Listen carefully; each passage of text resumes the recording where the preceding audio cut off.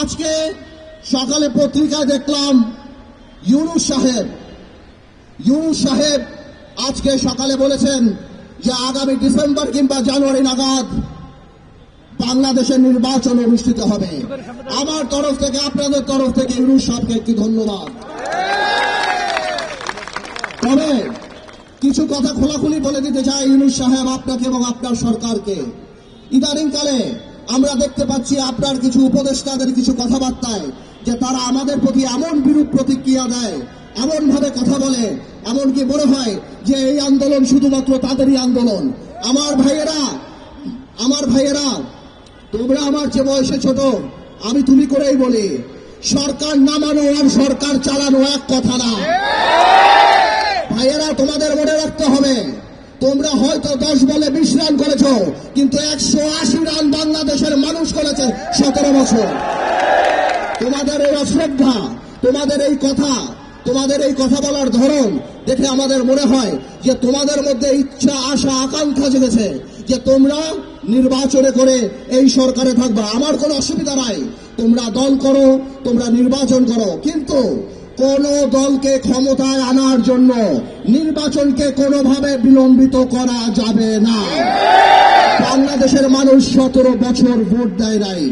আমরা জনগণের কথা বলি, তোমরা যদি কোনোভাবেও এই সরকারকে প্রভাবিত করার চেষ্টা করো নির্বাচন বিলম্বিত করার জন্য, তাহলে মনে রাখতে হবে যে তোমরা সাধারণ মানুষের বিরুদ্ধে অবস্থান করছো।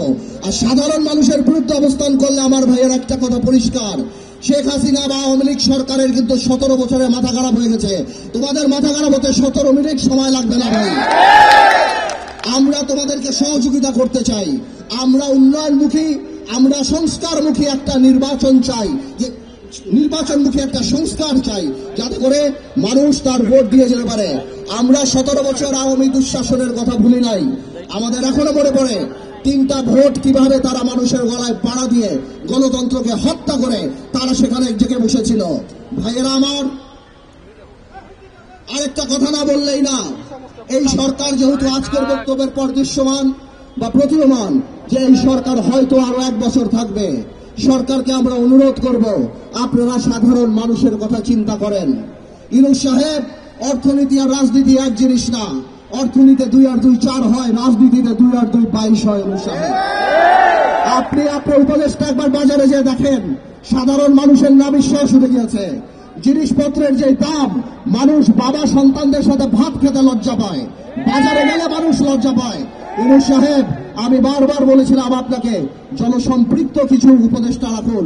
আজকে এখানে যারা বসা, কেউ বাণিজ্য মন্ত্রীর নামও বলতে পারে না। ইউনূস সাহেব, এভাবে করে আপনি হয়তো থাকতে পারেন, কিন্তু আপনার কিন্তু মানুষের কিন্তু ক্ষোভ আপনার উপরে বেড়ে যাবে। আজকে ব্যবসায়ীদের সাথে কথা বলেন, ব্যবসায়ীরা গোপনে আমাদেরকে বলে তাদের অবস্থা এত খারাপ, তাদের ব্যবসা বাণিজ্য হচ্ছে না।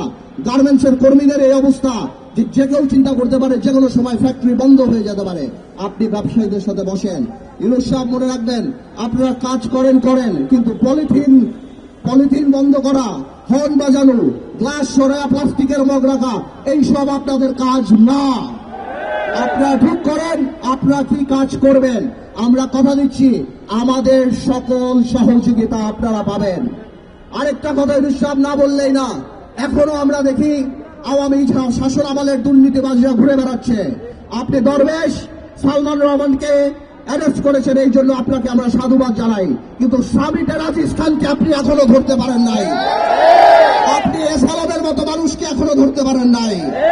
আমরা শুনি তারা নাকি বীর দর্পণে বিদেশে ঘুরে বেড়ায়। আপনি এখানে আসছেন, সারা বাংলাদেশে, সারা পৃথিবীতে 8-10টা মানুষ থাকলেও আপনার প্রোফাইল সবচেয়ে বড়। আপনি সেটা ব্যবহার করেন, তাদেরকে দেশে নিয়ে আসেন। বাংলাদেশের মানুষ দেখতে চায় এই অর্থনৈতিক রাষ্ট্রদ্রোহিতা যাদের, তাদের বাংলাদেশের মাটিতে ফাঁসি হচ্ছে। যারা বাংলাদেশের মানুষের লক্ষ কোটি টাকা চুরি করে বিদেশে পাচার করছে, আর এই দেশের মানুষ ব্যাংকে টাকা উঠাতে পারবে নাকি সেই নিয়ে চিন্তিত থাকে, তাদের বিচার করতে হবে। এখনো যারা পালিয়ে গিয়েছে, ইউনূস সাহেব, আমি জিজ্ঞেস করতে চাই, কেন তাদের সম্পত্তি আপনি ক্রয় করছেন না? কেন তাদের এখানকার যে স্থাবর সম্পত্তি সেগুলি